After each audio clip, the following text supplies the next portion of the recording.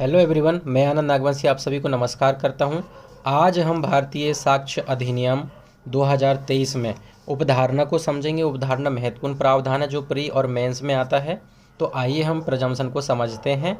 सामान्यतः प्रजम्पशन तीन प्रकार की होती है। पहली तथ्य की उपधारणा, विधि की उपधारणा और तीसरी तथ्य और विधि की उपधारणा, जो कि भारत में अप्लाई नहीं है। थर्ड नंबर वाली हमारे यहाँ पे भारत में प्रिजम्पशन ऑफ फैक्ट, जिसे तथ्य की उपधारणा, प्रिजम्पशन ऑफ लॉ, जिसे कि विधि की उपधारणा कहते हैं, यह लागू होती है। असल में उपधारणा होती क्या है?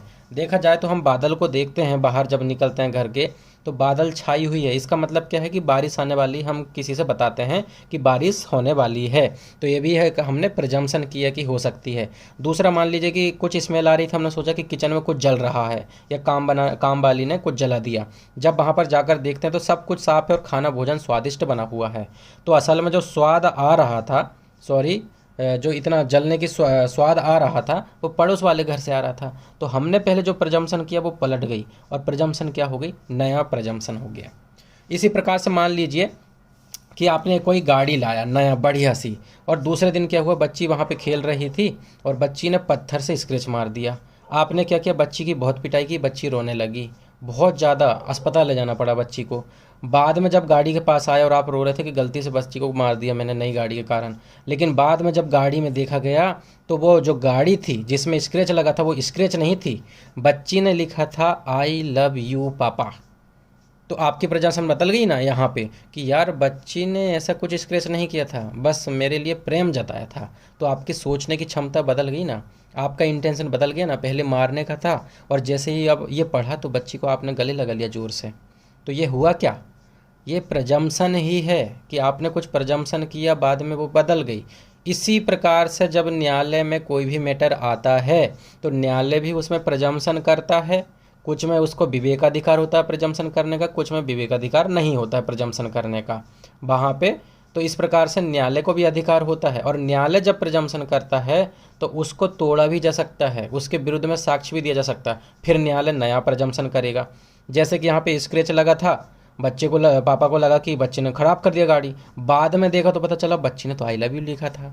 तो इसी प्रकार से प्रजम्पशन में चीज़ों को और सोचों को बदला जाता है। आइए देखते हैं जो पहली प्रजम्पशन है उसे क्या कहते हैं। सामान्यतः हमारे यहाँ पे डेफिनेशन क्लोज में दिया गया है, सारी डेफिनेशन मैं प्रिज्यूम, सेल प्रिज्यूम और कंक्लूसिव प्रूफ की, ठीक है, वो सब समझेंगे। सबसे पहले समझते हैं कि जो मैंने पहला बताया था तथ्य की उपधारणा या प्रिजम्पशन ऑफ फैक्ट क्या होता है। तो ये नेचुरल प्रजम्पशन होती है और न्यायालय को विवेकाधिकार होता है। यहाँ पे विवेकाधिकार का मतलब चाहे तो न्यायालय प्रजम्पशन करे, चाहे तो न्यायालय प्रजम्पशन ना करे। तीसरा, न्यायालय बाध नहीं होता है कि वो माने ही अपनी बात को, उसे लगेगा तो प्रजम्पशन करेगा, उपधारित करेगा या नहीं करेगा, यानी कि चाहे तो उपधारणा करे या चाहे तो उपधारणा ना करे। लास्ट फिफ्थ, जो उपधारणा न्यायालय करेगा उसका हमेशा खंडन किया जा सकता है, मतलब उसके विरुद्ध में साक्ष्य दिया जा सकता है और न्यायालय के सोचने की क्षमता या विचार करने की क्षमता को परिवर्तित किया जा सकता है। जो न्यायालय ने सोचा है, इसे किस नाम से जाना जाता है प्रिजम्पशन ऑफ फैक्ट को? तो मैं प्रिज्यूम के नाम से प्रिजम्पशन ऑफ फैक्ट को जाना जाता है। एग्जाम्पल के लिए समझ लीजिए, इस एग्जाम्पल में ए ने चोरी किया है बी की संपत्ति, कोई भी संपत्ति हो सकती, कुछ भी। अब जब न्यायालय में मैटर गया तो न्यायालय ने मैटर को देखा और न्यायालय को भी लगा, न्यायालय ने कहा कि मुझे भी लग रहा है कि ए ही ने चोरी किया है। अब प्रूव करने का बर्डन ऑफ प्रूफ किस में रहता? जब भी जो व्यक्ति मामला लेकर गया उसी को प्रूव करना पड़ता है। चोरी किसके पास से हुई? बी की संपत्ति से। प्रूफ कौन करेगा? बी। लेकिन बी की तरफ से न्यायालय ने पहले ही समझ लिया कि हाँ भैया, हमें भी लग रहा है कि बी की संपत्ति चोरी की गई है। तो बर्डन ऑफ प्रूफ किस में आ गया? ए पर आ गया। तो यहाँ पर सबूत का भार किस पर आ गया? ए पर होगा। तो जिस पक्ष की तरफ से न्यायालय उपधारणा करता है तो उसे प्रूव करने की आवश्यकता नहीं रहती है। हाँ, लेकिन इसका खंडन कर सकते हैं कि आप गलत सोच रहे हैं, मैंने चोरी नहीं किया है। तो यही होती है प्रिजम्पशन ऑफ फैक्ट। अच्छा, प्रिजम्पशन ऑफ फैक्ट हमारे अब नया वीएनएस आ गया, भारतीय न्याय संहिता, तो वहाँ पे कहाँ कहाँ दिया गया है? तो सेक्शन नंबर आप नोट कर सकते हैं। सेक्शन 88 से लेकर 88 से लेकर 90, 92, 93 और 117 और 119, इतनी धाराओं पे किससे रिलेटेड प्रोविजन मिलेगा आपको? Presumption of fact. और अच्छा, वहाँ पे वर्ड क्या मिलेगा? मैं प्रिज्यूम। जहाँ जहाँ आपको मैं प्रिज्यूम समझ आ जाए या मिल जाए तो समझ लीजिए कि तथ्य की उपधारणा वहाँ पे दी गई है। आइए हम दूसरी उपधारणा पे चलते हैं जो थी विधि की उपधारणा। विधि की अवधारणा यानी कि लॉ, प्रिजम्पशन ऑफ लॉ, इसे क्या कहते हैं, आर्टिफिशियल प्रिजम्पशन भी कहा जाता है। अच्छा, इसमें क्या न्यायालय को विवेकाधिकार होता है? बिल्कुल नहीं होता है। आपको शब्द से ही पता होगा, लॉ वर्ड है, यानी कि लॉ में लिखा है कि प्रिजम्पशन करना है इस विषय में तो आपको करना ही पड़ेगा न्यायालय को। न्यायालय को विवेकाधिकार नहीं है और न्यायालय उपधारणा करने के लिए यानी कि प्रिजम्पशन करने के लिए बाध्य होता है। अच्छा, इसे क्या कहते हैं? तो उपधारणा करेगा ही, मतलब न्यायालय को उपधारणा करना पड़ेगा। अच्छा, उपधारणा जो करा है क्या उसका खंडन होगा? तो उपधारणा, कुछ उपधारणाओं का खंडन होगा और कुछ उपधारणाओं का खंडन नहीं होगा। तो कैसे? अभी देखिए, अभी हमने दो प्रकार की प्रिजम्पशन पढ़ा था। पहली थी प्रिजम्पशन ऑफ फैक्ट, दूसरी थी प्रिजम्पशन ऑफ लॉ। अब प्रिजम्पशन ऑफ लॉ भी दो टाइप्स की होती है। कौन कौन सी होती है? पहली होती है विधि की खंडनीय उपधारणा, इसे बोलते हैं रिवोटेबल प्रिजम्पशन ऑफ लॉ, और दूसरी होती है विधि की अखंडनीय उपधारणा, नॉन रिवोटेबल प्रिजम्पशन ऑफ लॉ। रिवोटेबल का मतलब क्या हो कि इसका खंडन कर सकते हैं, इसके विरुद्ध में साक्ष्य दे सकते हैं, और अखंडनीय का अर्थ होता है इसके विरुद्ध में कोई भी साक्ष्य नहीं दिया जा सकता है। मान लीजिए कि इसे क्या, विधि की खंडनीय उपधारणा को क्या कहते हैं जिसका खंडन कर सकते हैं? सेल प्रेज्यूम कहते हैं। सेल प्रेज्यूम नाम से जाना जाएगा। कहाँ से कहाँ तक है? तो सेक्शन भारतीय न्याय संहिता हम देखेंगे तो 78 से 87, 78, 87, ऐसे ट्रिक से याद कर लीजिए। 91, 118 और 120 ये क्या दिया गया है? सेल प्रेज्यूम। इतने सारे सेक्शन सेल प्रेज्यूम से रिलेटेड है। और उसी प्रकार से विधि की अखंडनीय उपधारणा केवल 3 धाराओं में है, सेक्शन 35, 115 और 116। इसे क्या कहते हैं? नॉन रिव्यूटेबल को कंक्लूसिव प्रूफ कहते हैं।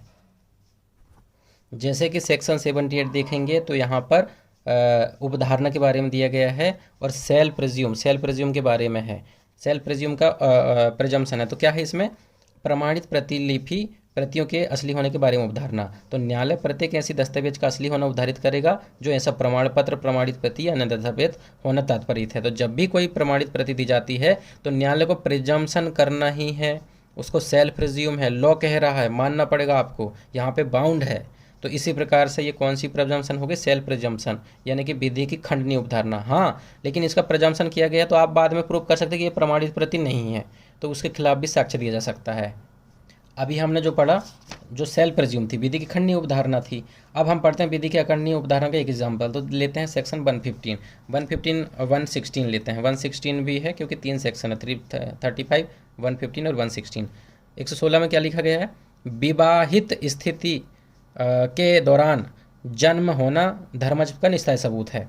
यह तथ्य कि किसी व्यक्ति का जन्म उसकी माता और पुरुषों के बीच में विधिमान्य विवाह के कायम रहते हुए या उसका विघटन होने के उपरांत में माता के अविवाहित रहते हुए 280 दिनों के भीतर में हुआ है। पति पत्नी थे तब बच्चा पैदा हो गया, या पति पत्नी ने तलाक ले लिया लेकिन 280 दिनों के भीतर में बच्चा पैदा हो गया है, तो इस बात का निश्चायक सबूत है कि वह उस पुरुष का धर्मज बालक है, मतलब पुरुष का ही बेटा है, पति का ही पुत्र है, माँ का तो पुत्र है। यहाँ पे मातृत्व का कोई क्वेश्चन नहीं उठा है, क्या ये बाप इसका है?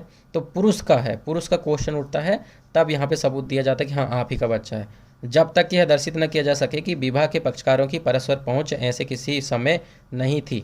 हाँ, लेकिन एक आपको छूट है कि हम कभी मिले ही नहीं हैं और इसलिए बच्चा हमारा नहीं हो सकता, केवल इतना साक्ष्य दे सकते हैं, अदरवाइज इस विषय में कोई साक्ष्य नहीं लिया जाता, क्योंकि यह निश्चायक सबूत है, इसका खंडन ही नहीं किया जा सकता है। एक ही खंडन है, केवल और केवल।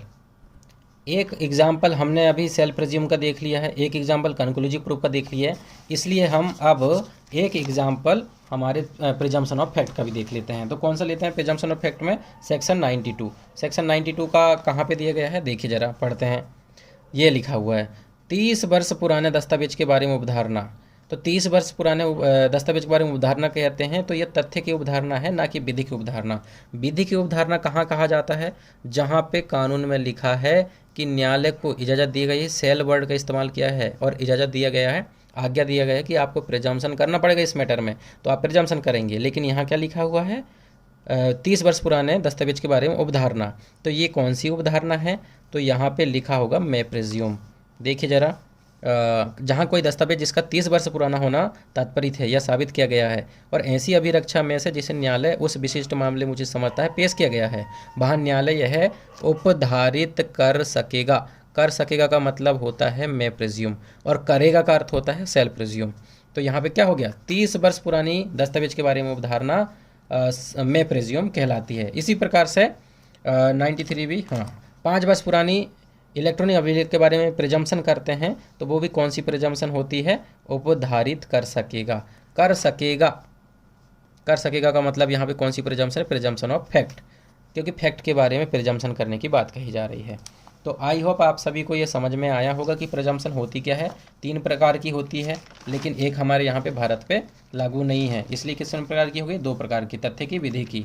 और ये आप याद रख सकते हैं। और इसी प्रकार से तथ्य की उपधारणा का एक कंटेंट बना हुआ है, तो आप इसे पढ़ सकते हैं।